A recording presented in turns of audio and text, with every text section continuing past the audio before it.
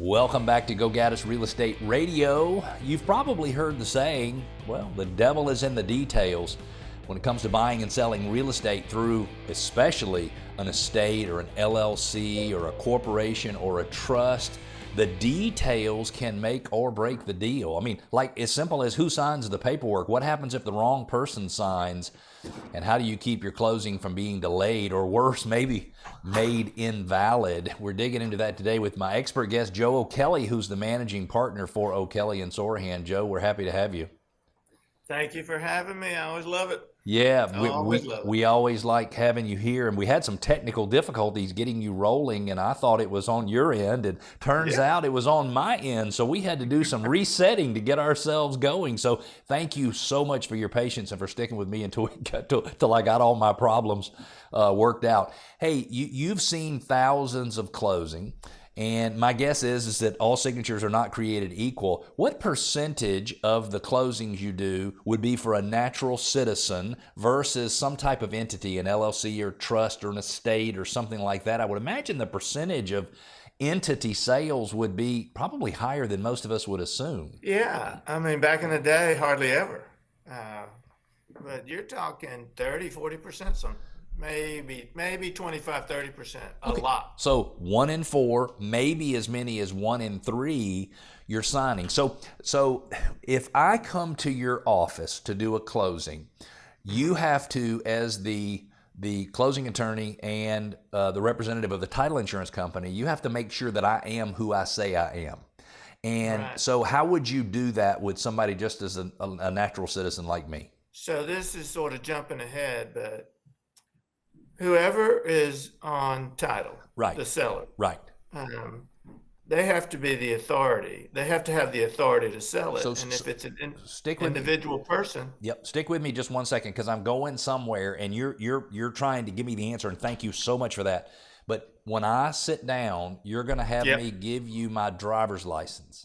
And because I'm a natural citizen, you don't wonder whether or not I have the authority to do it, because I am the authority to do it, and you have verified that. So my question for you, and thank you so much for your patience, is when, let's just say I'm signing for a corporation and I just purchased a property and did it at your law office over here in Johns Creek, which was an amazing experience, and I purchased it in the name of my corporation.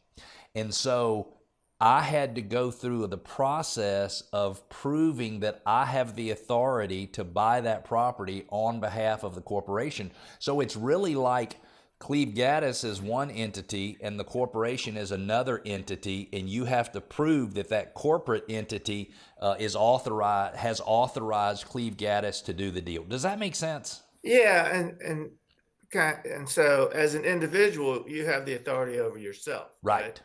As a company doesn't have any arms and legs. So a company is created and authority is given to either an office holder or an individual, right? Yep. Or a manager, a member, a president, something. And so I mean, it could even that authority comes in a lot of different ways. It could even be an employee, right? I mean, it could be anybody that the corporation decides they want to give the authority to. Okay. It could be anybody, and that basically, when you structure it, that person becomes the arms and legs, but that authority has to be given by people who can give the authority, basically the owners. And so all of that is done at the setup of the organizational structure, right? And so it's like so LLCs or Incs have to have something that sort of lays out the framework to give arms and legs. People used to always say trust is like a cloud, it has no arms and legs. Well, so is a corporation. It's like a cloud. It's a person. A trust is far removed from it, but it's a similar concept. Somebody's got to have the arms and legs to sign.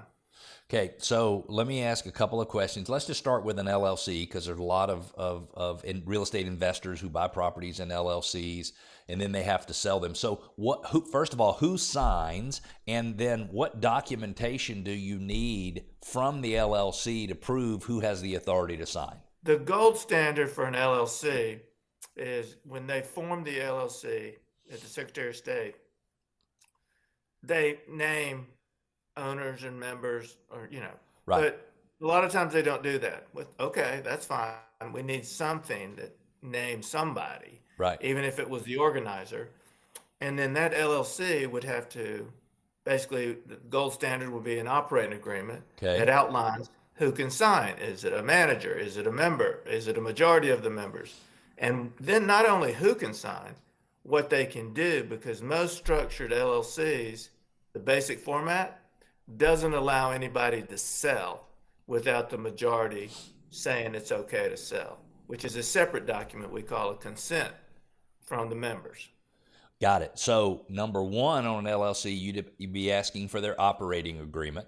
And the Correct. operating agreement could spell out who has the authority to sign on behalf of the LLC, but in most cases you're saying it doesn't. So what you want is, and is it called a written consent or unanimous written consent? Is that what it's called, where anybody who is an owner or a member of the LLC actually signs saying yes? For example, Cleve Gaddis does have the authority to buy property on behalf of this LLC. So the LLC, the operating agreement will have usually does have the name of the manager, and it'll have the names of the members, the ownership percentage in the rear.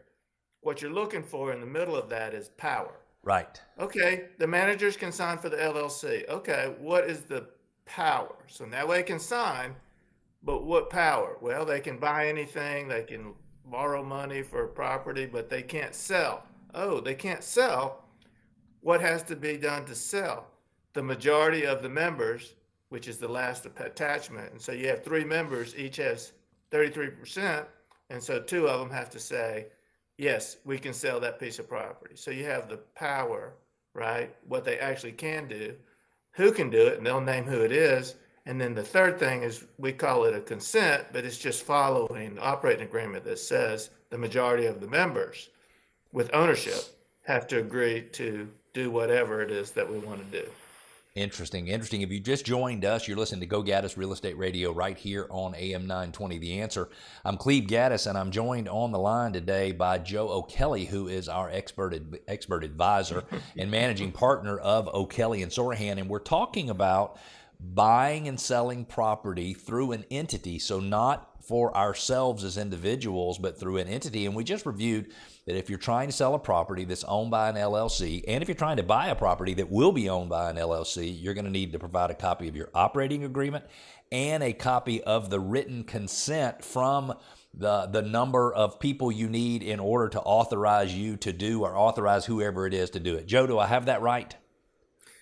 Mostly. Some of those operating agreements will go ahead and say the authorized person can do anything. Got Buy, it. sell. So you don't always have to have the additional written consent, because it came in the original operating agreement. It all depends on what that document says. Okay. And is it pretty much the same for a corporation, or would you be looking for different documentation from a corporation? Corporations are a good bit different, I think. The gold standard for a corporation is a corporate resolution. Okay.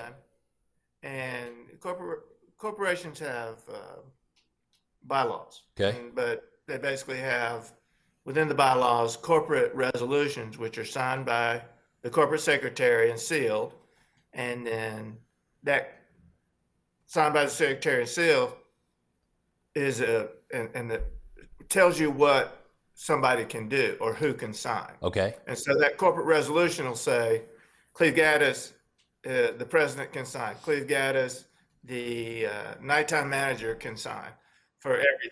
Right. And so different structure as far as LLC and ownership. Right. The gold standard there is the corporate seal and the corporate secretary. Got it. So bylaws, corporate seal, and something from the corporate secretary authorizing who can do what. Correct. Okay. Perfect. All right. Now, a lot of people will take a property and put it into a living trust or revocable, whatever they call that. You also have properties that are sold by estates. How are those different? We've got a couple minutes left in the segment, and I know this might be boring for some people who are listening, but trust me, you someday in life you're going to find yourself having to sell for another entity, and you're going to be awfully glad as a listener that you paid attention to this segment. So trusts and like estates? They're both a little lengthy, so we might run over, okay? But that's okay. If So- we do, we'll continue on into the next segment. We got a minute 45, and let's cover So as let's much as start we with can. the trust. Essentially, a trust is created, as you're saying. The living trust versus any trust, they're all the same thing. They're trusts, right? Right. It's just a sort of a, like I said, a cloud hanging out there. And so it has to have, it's got to be formed. A lot of things go back to the formation. So when you form a trust, you have a trust agreement. Right. The person who creates it is the trustor. They create a trust agreement. The trust agreement says everything that should be happening and by who, the trustee, what the trustee can do, and then it names some beneficiaries. Okay. It'll tell you who the trustee is of the trust and what they can do. And it's for the benefit of whoever the beneficiaries are. Right. But that's not important in the transaction. It's important to know who's named, what they can do, and that sort of gets you maybe in the next question, but that should give you what you need. Yeah, the trust agreement is the same thing as the operating agreement. I love that. So let's put a pin in that. When we come back, we'll talk a little bit more about the trust, and then we'll get over into the estates if you're good with that. So if you're the average person right now, and when I say average, I don't mean average, I mean average in terms of understanding in real estate, and you're thinking, this really doesn't apply to me. But the truth is, if your parents pass away and you inherit property that's in an estate, or you put your own home in a trust, as Joe and I were just discussing, suddenly you're in this world and it is complicated. Stick with us. We'll be back covering this subject and more.